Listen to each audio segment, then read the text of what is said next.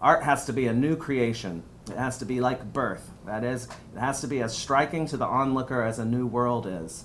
As William Carlos Williams repeats over and over again in his poetry, not a copy of nature, but a creation. I had a story running over and over again in my mind concerning a man who rides the swan boats. These held the same fixation for him as alcohol or sex would to another. You know the swan boats and he kept revisiting them throughout his life in the public gardens in Boston. They're a recurring theme, but the paddle boats that look like swans. Anyway, they have the same fixation for him as alcohol or sex would to another.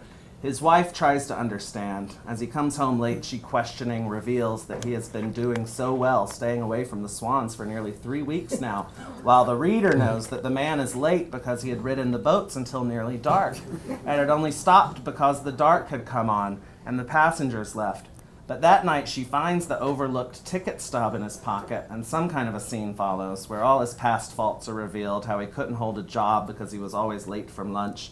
Even when he worked downtown in the shopping center, he would rush through the common, through the contented lunchtime crowds, and planned to stay for only one ride through the lagoon. But once he got on, he was unable to get off.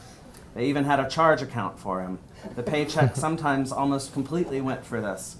One year, he had stayed away for nearly 7 weeks, but one of his children had heard so much talk about the swans that he whined he wanted to ride them, and they went. On the surface, he was calm, but the first chance he could, on the first false pretext, he fled back. After this, she left him bitterly. She sent him a card at Christmas with wild swans on it and gloated because she knew that the lagoon was frozen and the swans caged and the boats in dock. With the next spring, he was the first there.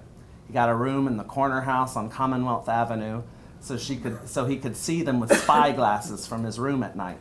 And then the little money that was left from his insurance was nearly gone, and he sold his blood. And after they refused him for safety, he turned to beggaring. And then one day, without food and no shelter, his clothes in tatters about him, he ran through the park for the last time.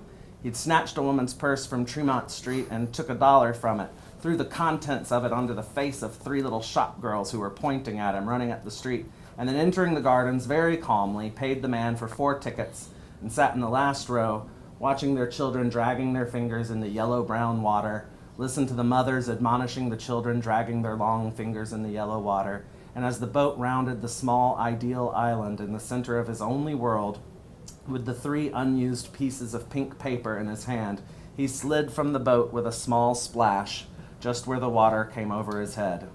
Tonight is truly the coldest of the year.